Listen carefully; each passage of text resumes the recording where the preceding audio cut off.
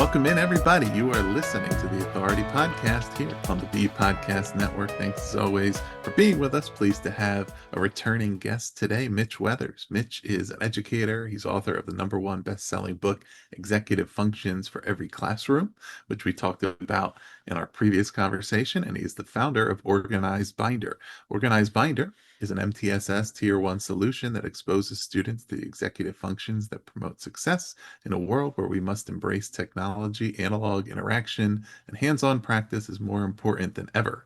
Studentness, the habits of being a student, are critical in today's educational landscape, and Mitch is among those leading the charge. As I mentioned, we previously discussed the book Executive Functions for Every Classroom. That was episode 81 of the show. You can go back and listen to it. But I was struck looking back at that today because it doesn't feel like it was that long ago, and yet we'll be at least 81 more episodes into it at the time this publishes. So it's kind of hard to believe how many of these we've done, but thank you all for being part of that journey. And today we are actually going to be doing an episode that is for the authors out there. Those of you who have been on the show, maybe you haven't yet, maybe you have a book coming out.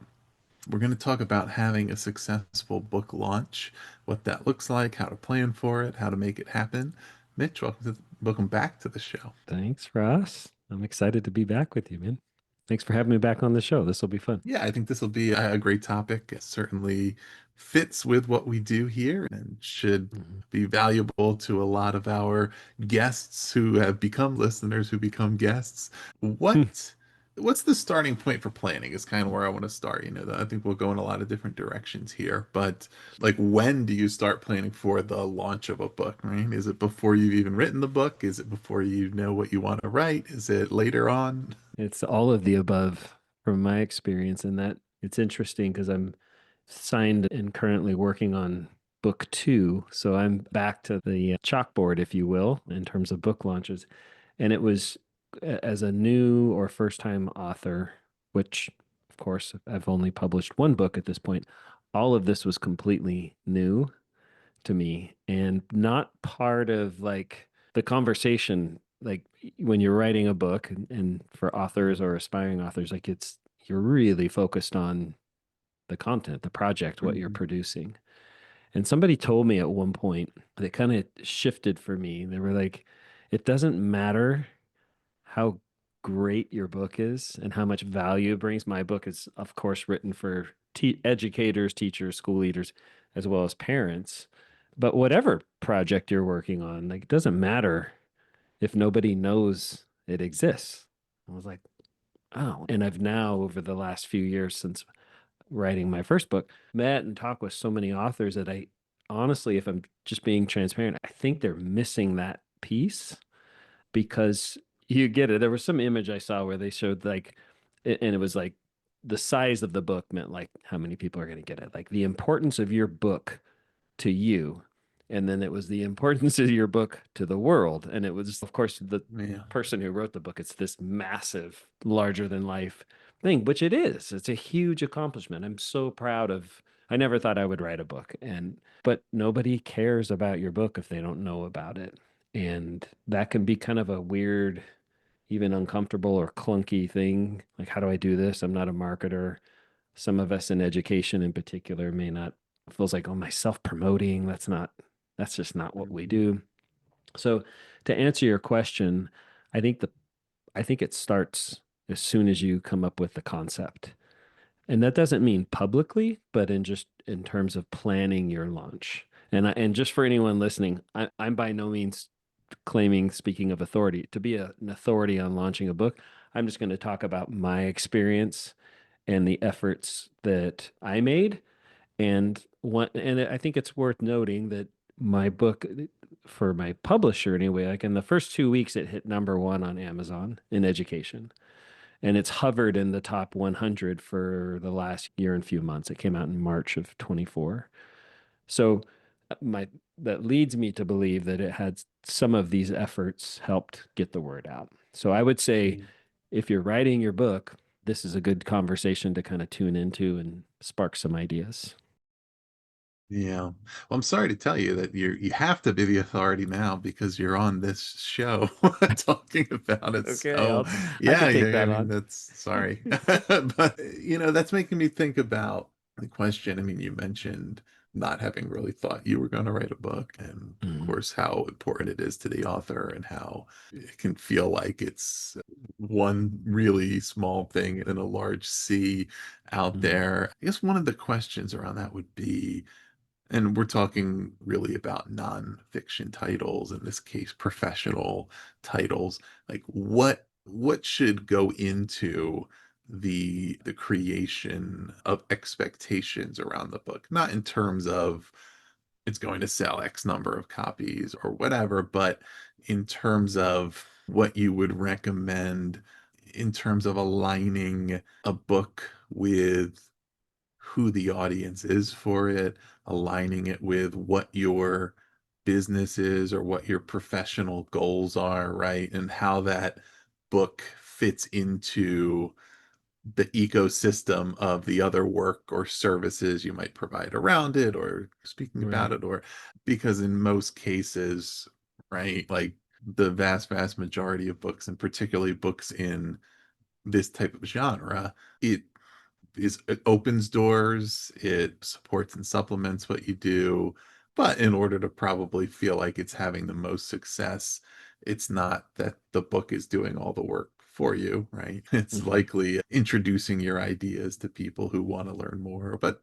you kind of talk about that and how it came together for you and how you would think about that, what an author should be expecting to get from the book once they get it out there and start getting it into people's hands. Yeah. The one thing I was told, if you're writing a nonfiction book and you're going with a publisher, which I did, one thing not to expect is a big paycheck. You're not writing a book to make money. You're writing a book, hopefully, first and foremost, to provide value. That this is again just my bias. And sure, there's some monetary contribution, but like you said, and it's absolutely true, it most often in this kind of genre is aligned to some type of work or some type of passion that maybe a book can open doors for more of that work, more introduction. So in some ways, it's its own marketing vessel, which Mhm, is really interesting that you brought that up from the get-go.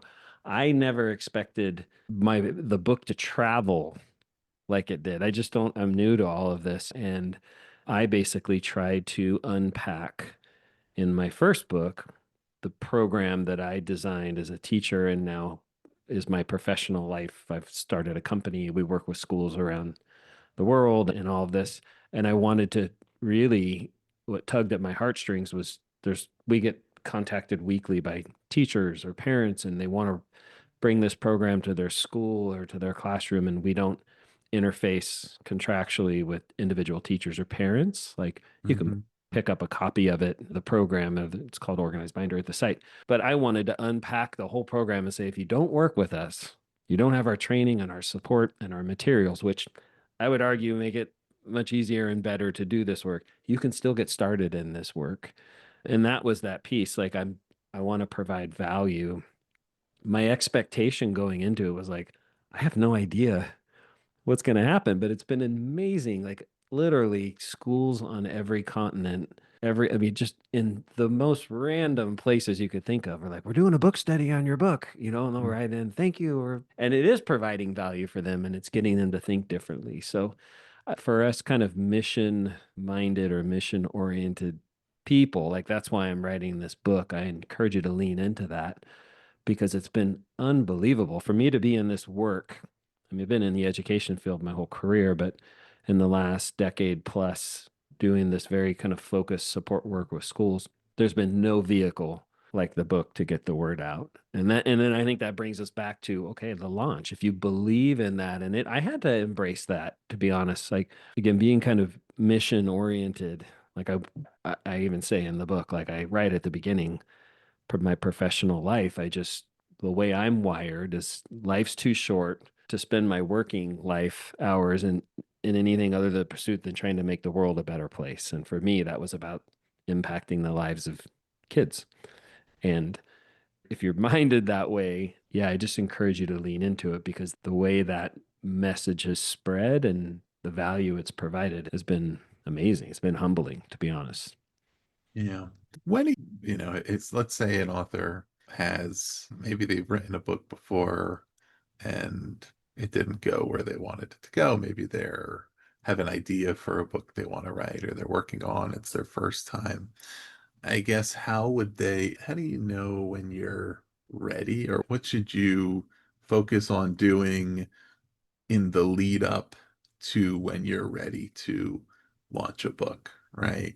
I'm thinking about the various ways that one can tap into their network, for example, right, to Hmm. support the launch. But that needs to be cultivated Right. before you need it, right? And I mean, if your book is written and it's ready to go out now and you haven't done these things, still go and do it.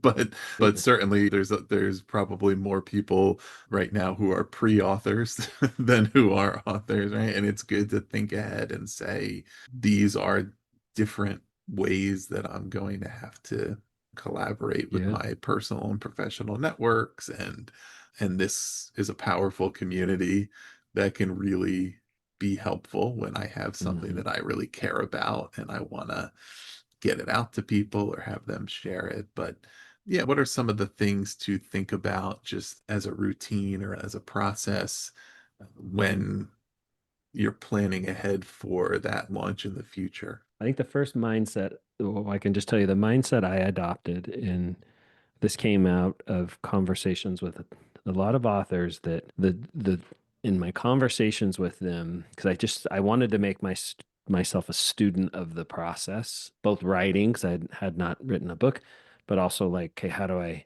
spread the word, and fighting that like self-promotion kind of thing, like, okay, I got to get over that. If I really believe in this mission, in this what this book is about, then I need to get it in the hands of every teacher and parent on the planet, every educator on, and I fundamentally believe, and not any arrogant, self-serving way, it will help. It'll make things better if every educator and parent read it. So if I really believe that, then I got some work to do. And so I adopted this approach, and I hope this brings some value to somebody out there. I just looked at writing the book. I broke the project into two parts, and I had a publication date set by my publisher, Corwin. And of course, there's benchmarks, got to have the draft and blah, blah. All that was great to have that mapped out. But I looked at the publication date as 50% of the way through the job. So Hmm. conceiving of the book, getting a contract, I didn't self-publish, so I wanted them on my team, and writing the book. And I only mention that because I've met and talked to a number of people that was the finish line. Like I did it and I put it out in the world, and the world is going to just gobble it up. And I Hmm. was like, I'm not famous. I don't have a million followers on Twitter or some social platform. I have my list, and I'll talk about that with my company and Organized Binder. So that's where like becoming a student of the process. I said, okay, so I'm halfway through the job. The next year is going to be that next 50%, whatever it is getting the word out. And that, Yeah. even though that's the second 50% of the job in terms of my story here, that when you asked at the beginning, when does that start? That actually started from the moment I signed a contract, and it was like, uh-oh, now I really have to do this. Like I'm actually going to write a book because I Right. signed this thing. And so that just framed for me. I spent much more time, of course, in the first 50% writing the book, but seeing it as okay, from March 2024 to March 2025, I am working just as hard as I did in writing the book to get the word out. And it's all new kind of domains for me, just like writing the book was. And I personally just enjoyed stepping into that unknown. And I can unpack those broken into four categories and really kind of approached it kind of methodically in that fashion. I'm more than willing to talk about that. A big part of that is including your list, your own kind of email list. And if Uh-huh. for someone who's listening that doesn't have an email list, that's okay. There's a way to start creating that following, if you will. Yeah. So what year did you start your company?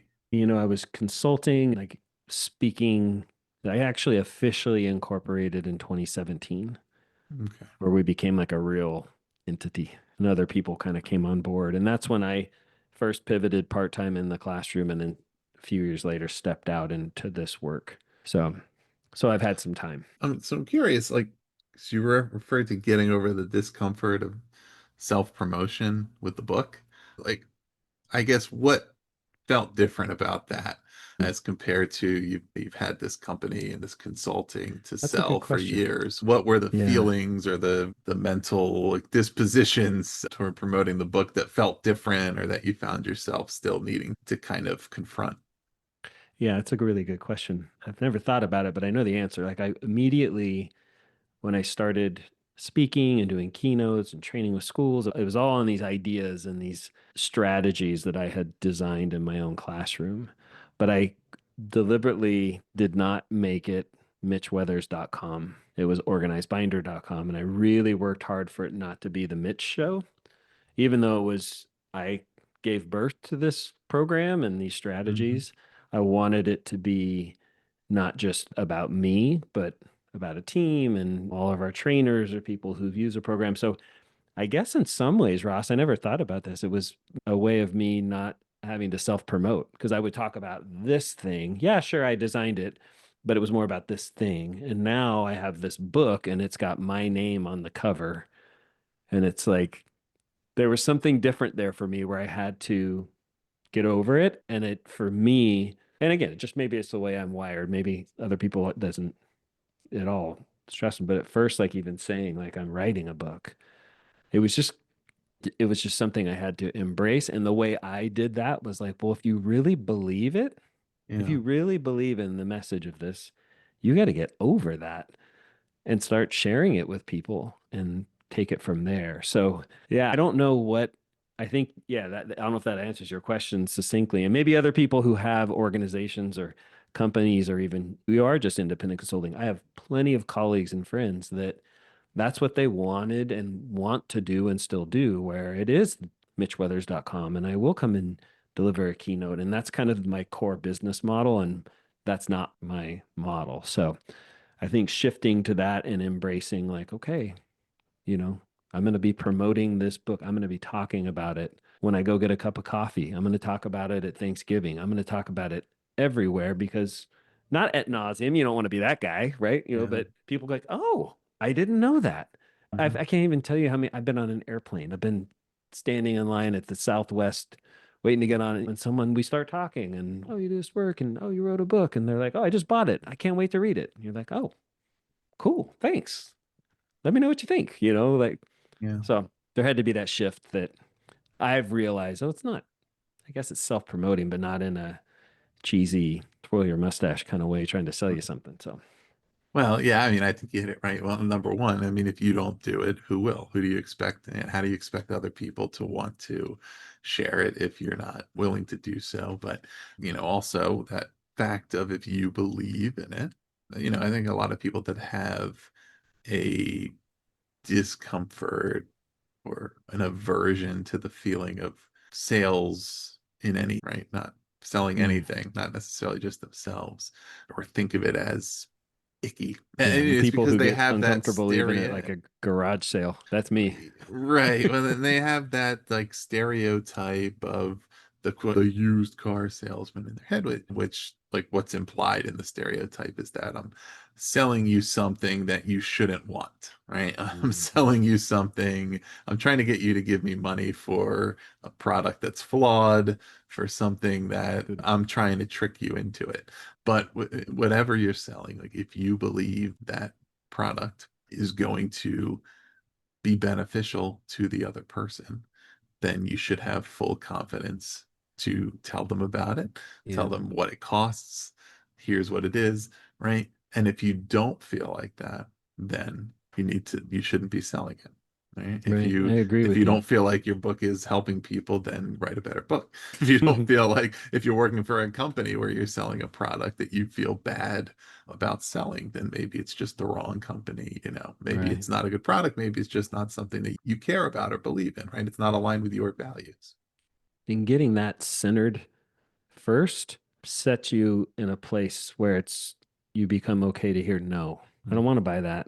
I don't want to read that book. And you're like, okay. Like it doesn't it's not easy to hear of someone, not that people have come up and like, I'm not reading your book, but if you're like, okay, you're not trying to please everybody. You're just trying to help those that are willing to dive in. So, Yeah. On the flip side, too, I mean, the other part of it is like using this podcast as an example. One of my beliefs about it is if it's the right thing for the person who's learning about it, the more they know about it, the more they'll want to know. Right. mhm, And so that's why I like to have this show have longer conversations, go into more depth and detail about what's in these books. And nobody, if it's the right person listening, they're not going to say, I already know everything. I don't want to read mm, it. If you would right, have kept it all like locked and hidden and just told me the title, I would have bought it. No, no chance. Right. right, I want to be hooked. I want to be interested. I want to know more about, and I do think that certainly goes along with books that I do think there's something that applies to books much in the same way as it does to other types of online courses and content like that, where there's a school of thought that's like give away your best stuff for free. Right? Like, don't give away your worst stuff and then have people think, well, this stuff's not that good. Why would I pay for it? Like, right, put your good ideas out front when they excerpt books, right? And this might not be, necessarily the same genre, but when they put an excerpt in a magazine or something, do you think they're going through and saying, okay, what's the part that we don't care if anybody knows about it? Or do you think they no, say, what's no, the most interesting, of juiciest course, part? Because once they read that, they're going to want to read more, right? But and understanding that if these ideas have depth and if they have substance, that just hearing about them one time, it isn't going to answer all the questions that hmm, a school leader, right, or an educator would need to really put it into practice. They're still right, going to need to review it more. They're going to need some training. They're going to need other things. So introduce them to what the ideas are, get them really interested in understanding what it's about, and then the right people will decide, I need to buy that. I need to reach out to that person on their website. I need to learn more because I can tell this right, is the right thing for me. I just don't think the ambiguity helps, right? Even for those who are like, let me go out there and promote this, but I don't want to sure, say too much, or don't ask me about that. right, right. I agree. What channels have you found effective in the book Getting the launch word and out. book promotion Yeah, process? like I mentioned, I broke it into four kind of categories. I guess you could call them channels. First, I would say, and I got really clear on this and got very lucky. One, I think that I'll say this is all like writing work. You have to have a good idea. Like it can't, like you said, it can't just be crap. It's like what do you really believe in if you're writing this book? Who's it going to serve? Like I'll do that work ahead of time. And then I would say if you haven't written your book, what absolutely saved me, and there's just three steps in the pre-launch. It's got to be a good idea. Number two, you have to have a book map. At least if you're like me, I had all these ideas, and there's nothing in my book I have not said from a stage or a training at a school or a district, someplace at some time. But speaking, where they're just different modes of communication and writing, I expected myself to eventually get into some like writer's flow state. And it never happened. It was literally like pulling teeth every minute of the time Yeah. that I wrote.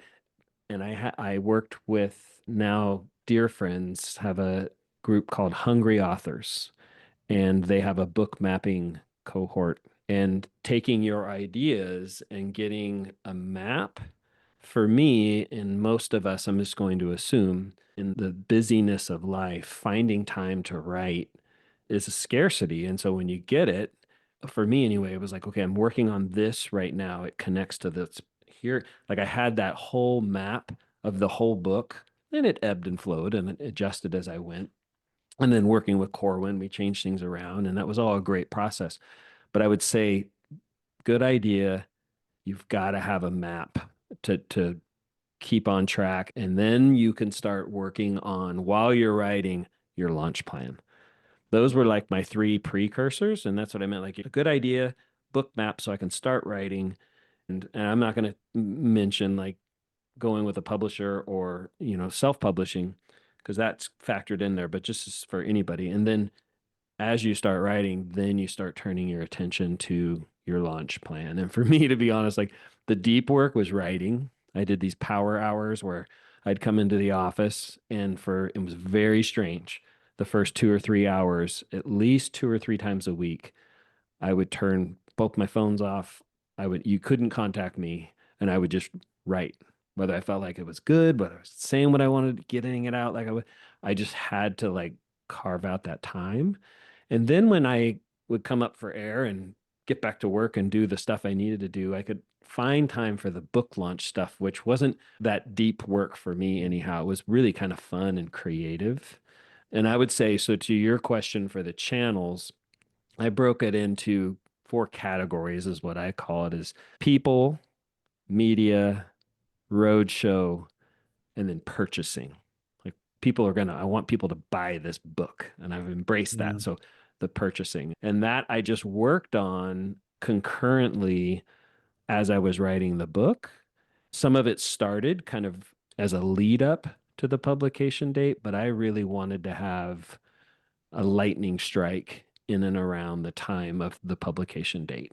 And all 4 of those channels or categories kind of funneled into that and then continued on the year after. So I'm more than willing to unpack some of those if that's helpful. But that in terms of when I think you said channels, I think social channels, and that's part of it. But I add up to some other ideas, and it Mhm. helped kind of frame that work. Well, and of course there's like podcasts, there's the media like you talked about, there's network. Podcasts were under my roadshow. Okay. So Conferences are under the roadshow. Like getting the idea that I was like getting out and like when you had me on your show the first time and it was an introduction from our mutual friend Jethro, if I remember right, and we had never met. And those were kind of some of those, hey Jethro, I've known you for years. Is there any shows you think this would be a resonate with? Oh, you got to meet my buddy Ross. And that was part of book launch. And in my little spreadsheet or whatever, it was under my roadshow category. So, yeah, I mean that seems that's a good way to break it down and to think about how you are going to approach that. How did you go about making a schedule for okay, when this is coming out, right? Like this is how much time I need to be making myself available for the promotion, and then I'm going to fill that time with the different things I'm doing, right? And mhm. how long do I anticipate that to last? Is it 2 months? Is it a year? I think the lead up at least is multiple months. Like you want to start talking about the book's going to become available now, right? In the Mhm. purchasing category for my 4 categories, I created a landing page. Now, again, I have a company and I have a website and we have a tab now that says book. But I started promoting it months ahead of time with pre-order, which you can do on Amazon and stuff. But what I wanted was people that were like, yeah, I really want to read that. I'm going to pre-order it. And we just had an ongoing list. So when it did drop, I think, gosh, when I got my first shipment of books to the office, there was hundreds that had already sold. And I Wow. spent multiple days signing each copy and thanking the person. And I got to personally mail it to them, which is just Amazon's great. And we can talk about some changes that have happened there. But that's just a really cool experience I think, for both people, the author and the receiver. So that lead up, I would say multiple months and getting the word out with a call to action of some sort. And for Mhm. me, that was like, hey, you can pre-order this now. And just having that link available on every social blast, every newsletter blast campaign or email to our personal list, those were people who were interested. And those people start to become kind of your champions too, because if they're going and doing that, they don't know me, I don't know them. And all of a sudden, someone just bought my book 4 months before it's even available. But you have to give them the opportunity to do that. Just talking about it's great too. But if it's like, hey, if you're really interested, I'd love your Right. support. You can pre-order it right now. And a lot of people will be like, heck yeah, I'll do that. I mean, you're talking $20, $30. It's not But Right. I didn't expect this either. We started having schools and districts pre-order, and it was like, wow, okay, it was just, we're interested in that topic. That's what we're going to maybe focus on next year. Yeah, we'll do that. So, yeah, I would say the lead up is as soon as you have your publication date, and this is where it was helpful for me working with a publisher because it was established. Had I been self-publishing, you were holding yourself accountable for that date. And I had the couple months leading up to get my final manuscript back. I think it was the third iteration. It was a quicker turnaround than I expected. I had like 4 weeks, and 2 of those weeks were a family vacation.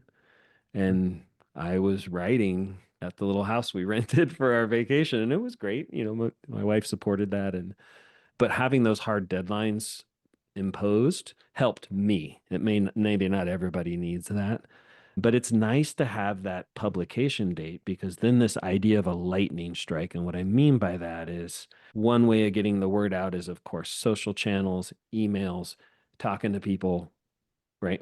Then having the call to action, like, hey, if you're interested, you can actually pre-order it right now. Having that channel set up, that's Yeah. another form of marketing. And then what I did was schedule, this is part of the road show. I was doing free webinars every month leading up, Hmm. just providing value. And oh, by the way, I have a book on this coming out. You can pre-order it here. You don't have to. You can spend this hour with me and learn a bunch and move on. Like there's no harm, no foul. But that was part of the roadshow. And then, like meeting you, I was probably on 20 different podcasts or more. Not that I can control when those podcasts come out, but I was able to, with some, say, hey, I'd love for these if it's possible, like late February, early March. I'm trying to create this kind of lightning strike. Like, wow, what's this? And that I have not stopped. I've kept that same, not the pre-order thing, of course, momentum going in terms of free providing anyone who gives me their email. That's like the warmest lead you can ever have, right? Right. And so every month or every other month, I offer free classes. Come and learn. And it's just, and I continue to be on podcasts and speak at conferences. And all of this is, I'm not quote unquote selling anything or making any money, but it's keeping that kind of top of mind, if you will. So, yeah, leading up, I would say get that publication date and start those while you're writing. Part of the process is getting the word out. Yeah. Having gone through the launch and the ongoing promotion, did it make you more or less excited about book number two? Did it give you Um, energy? Did it deplete your energy? yeah, it gave me energy. I didn't. So the subtitle of my book, the book's called Executive Functions for Every Classroom. And there's another subtitle, but it's grades 3 through 12. And that's an area in the education landscape that I feel very comfortable speaking as an expert. And like I both have taught in these grades, and then with my organized binder work, I've spent a lot of time in those spaces. Where I haven't spent time is in the primary grades, K1, 2, 3. There's kind of an overlap. And so Corwin, the book, and I think this is some of the launch too. I think it's a good book on top of that, but the launch, the Corwin, their metric is if it sells 2,500 copies in the first calendar year, it's considered a number one bestseller for Corwin. And it hit number one, as I mentioned, on Amazon right away, like in the first few weeks. And it surpassed that Corwin bestseller in like 3 months and doubled it before the end of the first year. And so it was well received, which was humbling in and of itself. And so Corwin, of course, they sell books, right? Mhm. Started asking pretty early on, like, hey, what do you think about book number two? And I love my team. They're amazing. And I was like, no, I have no interest in writing another book. That it was like one of the hardest things I've ever done. And then I had this epiphany about 2 months ago and this is just for the specifics around my book. The first book one is a good book for grades 3 through 12 because in education, we start to become very content focused the older Mhm. we get in the grades. But you talk to a K1, 2, 3 teacher, they're like executive functions are like the only thing besides basic mathematics and literacy. Like, this is what we need to be doing. And so there was one day I just had this like, oh, I need I almost feel a calling to bring this work into the world like I did with book one, but co-author with someone that is in that's their expertise. So did it make me excited? Yes, I'm really excited about the project and we're writing actively and it's really good. I'm proud of it. But I also know the work involved in both finishing the project and the marketing and all Sure. of that. So I'm excited. I have friends like you that I have reached out and be like, hey, book two's coming and I'm doing the same thing. Like I would publication dates about here. I would love to if it fits to your schedule and it feels nice to kind of have that runway of relationships and whatnot. So yeah, I'm excited. I'm excited for it, but I'm a little bit staring down the beast right now, you know. Is there anything you learned that you're planning to do differently in the second launch? This is new, and I'm glad you asked that. Not with the four kind of categories of people. I would say people, media, and kind of the roadshow. Not so much. There's one change. And what I mean by people is if, and I'll speak just from me in education, I started immediately thinking, like, who could I get to endorse this book? Because Yeah. I'm notoriously like a ghost on social media. So I don't really have, and my company doesn't have like I mentioned, like a massive following. And that's helpful. If you have people that follow you, they're probably going to buy your book, you know? Ryan Holiday writes a book. Like people buy his book. And I don't have that. And I didn't strive for that. But I've been in this space for so long that I have people that do have influence and that they do enjoy that side of work. And so I started thinking about people as like, okay, who would endorse this? People as my list. How do you grow your list so that more people know your book's coming out? And then I had some other categories. I had this big hitters, like I call them big hitters, long shots, like people that I admire their work and I don't know. And for some reason, I'm like, I'm going to create this category and see if I can just meet them. And it was like John Hattie, Jennifer Gonzalez, Hammond. Like there was a bunch of us. I've met every single one of them in the last year and consider them like pretty close friends now. Like we chat. And I don't know why that happened other than putting that intention out and then asking, like, hey, you know, so and so, do you think they would be interested in chatting with me? And some said no, some said yes, and that it happened. The change in the people piece.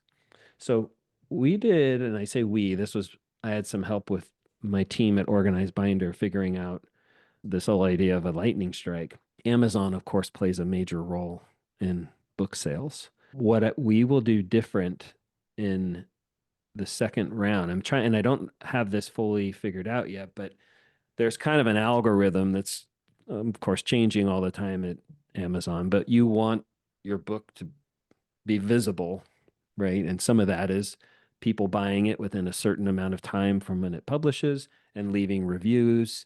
There's a way to Mhm. like kick up dust so that they see it. And anybody who's listening to this, if you want to know more about that, check the show notes. I'll have Ross put my email in there, or it's on the last page of my book. I'd love to tell you about it.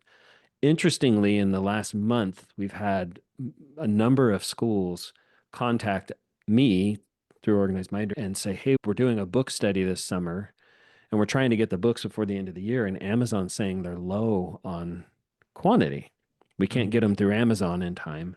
Can you help us out? And we can through Corwin and stuff. But historic, I mean, leading up to this last month, I mean, Amazon's like, it's Amazon. Just I've been telling schools like, hey, if you have an Amazon account, it's free shipping, it's Prime, it's often on sale. Just Yeah. here's what we can get it for you for, and we'll do our best. But if you can save money over here, go get it over there.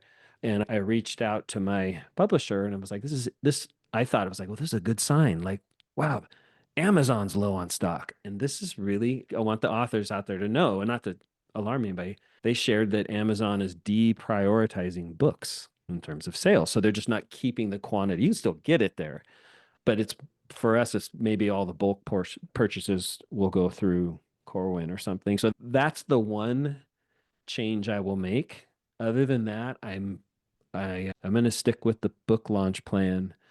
It would be really fun for my co-author, Dr. Sarah Oberly, and I to do our road show together Yeah. and see what comes of it. I mean, yeah, I mean, I think the important thing that you have brought up a lot of times here, and it's something that in work that I've done over a lot of years of working with authors on publicity and communications and doing it in other roles, is like you have to build relationships and think of every opportunity as at least a potential relationship, Hmm. right? And this person interviewed you, like, keep in touch with them. Go back to them next time, yeah, but in the meantime, make a recommendation for them, ask them who they know. The easiest way to get what you want is to ask, Yeah. right? Like you referenced asking, oh, it would be great if this could publish around this time, that would be great. A lot of the time, that's pretty easy to accommodate it, but it's probably not going to happen automatically because people have whatever their schedule is Just that's doing their planned thing. out. But Hmm. sometimes adjusting that, oh, yeah, sure, no problem. But you have to ask. And then when you're in the meantime continuing to make connections and build relationships, or it's so much of the opportunities that come along, and I can say this as from this side of the microphone, or like if people who listen to the show and go through and see all the different guests that have been on, and sometimes there's a particular guest that people say, oh, how'd you get that person on? And it's like just Right. kind of being where you are, honestly. Like I don't know if I've had more than probably one or two of the 160 some guests on the show that I really like proactively sought out.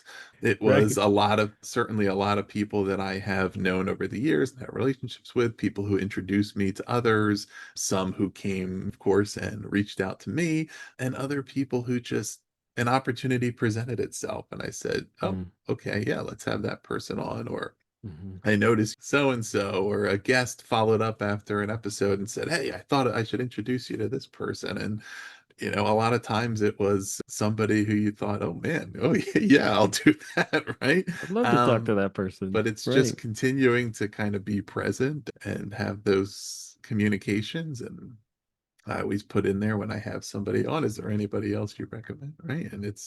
it helps Right. that person because it gets them an introduction for their work. It helps. It's just, but certainly it's so much about if you do, whether it's a podcast or another media opportunity or speaking somewhere or whatever it is, right? If you just kind of go, show up, do it, and then that person or that group never hears from you again, there's a lot of things that it's not going to lead to, right? There are a Mm-hmm. lot of those extra opportunities or connections that you're going to miss out on if you don't think about it that way.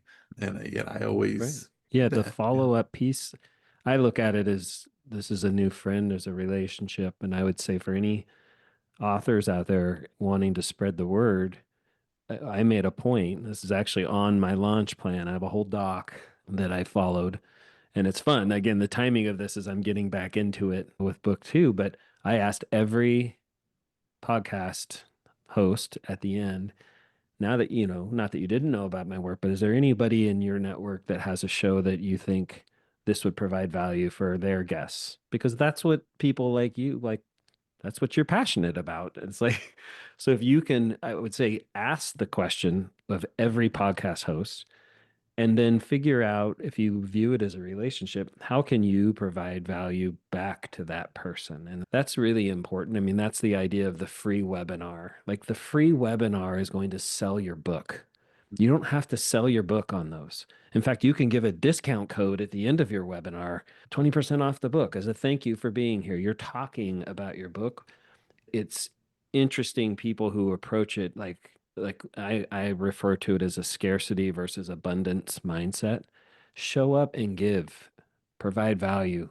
Don't worry about sales. That will produce sales. But if it's just about what you're getting, like I'm on the Authority podcast and I'm going to tell everybody about me being on that show, it's like I've found that there's a synergy when you show up and you're like, no, we're both passionate about this and trying to get the word out and do good work. And we both want to help one another. And Yeah. part of that, like you said, is just asking. And then part of that is like, well, how can I help you? Is there any, and maybe I can't. Maybe there's nothing. But maybe it's like, oh, like you said, so and so, I'd love to talk to them. Oh, sure, that kind of thing. So, And maybe you don't even know when you're helping, or but if you are a podcast host, or if you're anybody in any kind of position, but particularly because this is the example at hand, learn how to answer that question. Think about that, right? Like you should have thoughts ready when somebody is looking for that recommendation or referral. That's how you get it in kind. If I'm sending good recommendations to somebody else, they're going to send them back to me. Sometimes, I mean, this is going to sound funny, but there's been plenty of occasions where someone has introduced me to another person that I already knew, right? But maybe hadn't talked to in a while, or we just realized, hey, we have common friends here, right? And that creates another connection. So it's just the things that kind of keep those conversations going and mm, sort of spark new opportunities. And then maybe it's like getting reacquainted with somebody at the right time ends up that they introduce you to somebody else, and before you know it, you don't even remember how it happened, but you're thinking, oh, well, like, this is great. yeah. But yeah, it's the best way to create opportunity and connections for yourself is to make them for others and to really think about that. I like So, how you said it, though. Sorry to interrupt you. Is that I don't know if it's going to help or when it's going to help. It's not about that. It's about showing up with gratitude and being willing. You can't, that's always giving. You got work you got to do and stuff. But yeah, anytime, man, in the last year and a half, the number of people I've met with that have an idea or they want to write a book and could we meet for a half an hour on Zoom and talk about me? Absolutely. Like mhm. 100%. And we can and it's just trying to help and recognizing even that, like that's getting the word out about your project. It just is, but it's not about that. That's like this byproduct of this way of approaching sales and marketing, if you will. So, Yeah, it applies here. I mean, it's something that I always have tried to do. I don't do as much PR anymore, but certainly when I did, like anytime I got an inquiry, like always tried to help, even if it had nothing to do with the organization I was representing. Saying, okay, who do I know that can help yeah, this, right? absolutely. Or when I started my consulting business, I had for a while, I just had one client, and I probably made three, four, five referrals that people came to me and I thought I wasn't quite the right fit and referred them to other people when I certainly could have used some clients at the time, but thought, this Mhm. isn't the right thing exactly. I know somebody who'd be better for this. And then down the road, I ended up getting referrals that I wasn't expecting at all. Where Mhm. someone come to me and say, hey, Right. I was talking to this person and I thought of you. I thought maybe they should talk to you. And it's not, you can't, it's not transactional because you don't know, right, what's going to happen, but you just have to say, if I can help, if I know somebody who can help with this, let me Mhm. do that. Yeah, it takes a little extra effort, and there's not an immediate payoff, right? To say, if it's, I'm going to help somebody else get interviewed for something, and like none of that is going to come back this way. But it's okay, now that person that you helped will come back to you again next time. And maybe next time it does relate to what you're doing, right? So just, I mean, I think and we'll kind of wrap this up, but I think that's one of the key things to think about when you're on either side of this equation is Mhm. just when you see opportunities to help to make connections for people or just to share what you know, do it. Mhm. Because it just creates all those opportunities for the same to happen for you, and before you know it, you get to your third book launch in this case, and you don't have to do much because Mhm. you've already done it, right? You already kind of Right. know what to do, where to go. People are ready to kind of make connections for you or to help you, and it's all the work that went into it leading up to that that makes it Mhm. easy afterward. And life's just better and more fun, So It's all good stuff all the way It's good around. too. Mitch, so I know you have the second book coming out. You referred to that, and we'll have you back on the show later to Cool. talk about that. But is there anything Yep. else that you'd like our listeners to check out? We'll put the link in the notes to our previous conversation here and to Cool. the executive functions book as well, or the first executive functions book, I guess it is. But anything else that you have going on right now for people to check out? Going on. I have a summer, speaking of road show, of in-person and virtual speaking events. I don't know when this is dropping, so those may have already passed. But generally speaking, head over to just organizedbinder.com if you want to. We have a mailing list. We're not, I think you can probably pick up from the tone of this conversation. We don't try to sell you anything, you're not getting an email every day from us. It's more of like, here's some really cool resources. Here's a free event. I'm giving like I said, a workshop every month or two. They're just out there. And there's a few of those happening through the summer. And you can get all that information at our list or contact me directly through the website, like the contact form, or I'm most visible and active probably on LinkedIn. You can just look up Mitch Weathers and get me. But yeah, that's what's happening. It'll be, if you go and check out that summer roadshow, I'll be speaking in quite a few different states this summer and some really fun, interesting events. Like I'm speaking at Cambridge University's annual conference and the Visible Learning Conference and some fun different type of events that I've never participated in. Which, by the way, authors out there, those are all byproducts of the book, 100%, because that thing's just traveling around. So yeah, man, Excellent.